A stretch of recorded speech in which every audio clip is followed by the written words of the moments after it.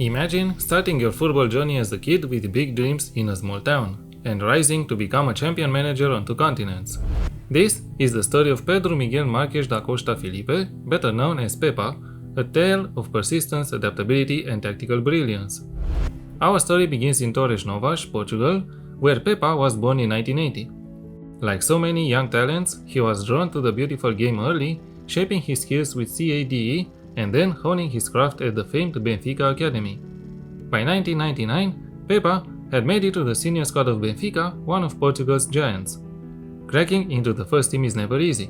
He managed 5 appearances and a goal for the Lisbon Giants, while also playing 29 times for Benfica B. He even took a leap abroad, heading to Belgium with Liers on loan for 14 games and a goal. But Pepa's playing days were spent mostly in Portugal's competitive second tier, Varzim, Passos de Ferreira, Olhanense, totaling 111 appearances and 16 goals. Along the way, he wore the national jersey for Portugal's youth sides, collecting caps from U15 to U18. Modest numbers, but each match added to his story. After hanging up his boots, Pepa swapped his shin guards for a clipboard. First up, assistant at Tondela, then youth coach at Benfica. But he wasn't destined for the sidelines. He was destined for the hot seat. Let's fast forward through his managerial journey and we reach the 2013-2015 period, his debut season with São Joanense. He spent the following 10 years either in Portugal, Brazil or in the Middle East. Some of the teams managed so far are Feirense, Tondela, Altai, Cruzeiro or Sporting Recife. As a manager, Pepa's numbers tell a story of growth. In 268 matches managed so far, he averaged 1.47 points per game and a win rate of nearly 43%. Some notable runs so far are with Vitória Guimarães, 35 games with 13 wins, and Passos de Ferreira, 64 games and 26 wins. But what sets Pepa apart isn't just the stats, it's his tactical flexibility and leadership.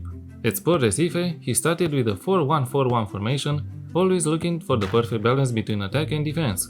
Soon, he shifted to a 4-2-3-1, optimizing for defensive stability while unleashing Lucas Lima as an attacking force.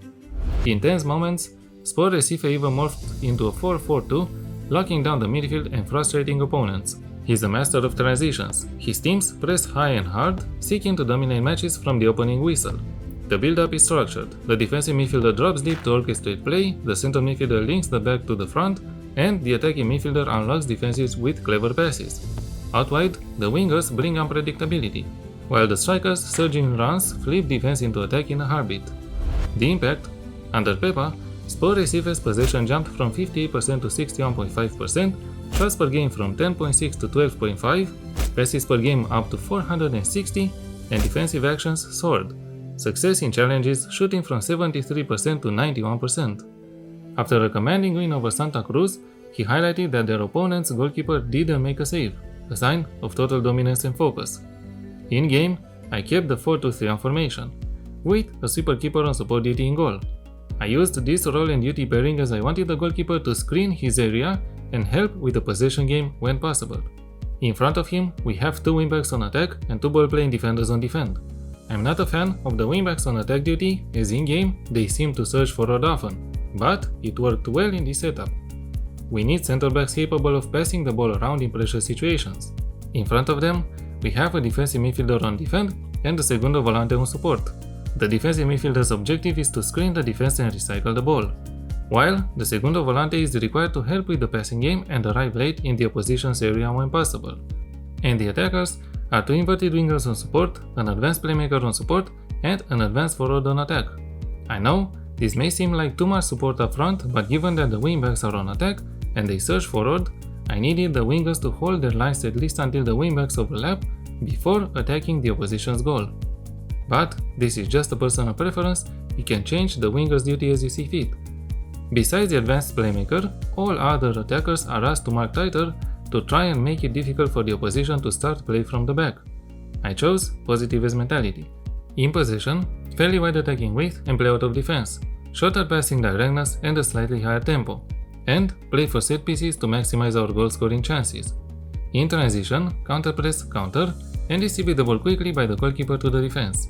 And out of possession, a high press and a standard defensive line. Trigger presses more often, prevent the goalkeeper short distribution, and trap outside. The defensive setup is made like this to keep a compact shape and try to force the opposition to concede the ball as fast as possible. The setup was made considering Pepa's general tactical principles, not only the time he spent managing Sport Recife. As a result, we won the league title in my Building a Nation save in Romania with FCSB. We also won the Romanian Cup and the Super Cup. And, on the continental level, we were knocked out of the UEFA Champions League knockout playoff round by Arsenal. The tactic is balanced and is one of the many setups Pepa has used throughout his managerial career so far. However you choose to adapt it to your team and save, make sure to also have some fun.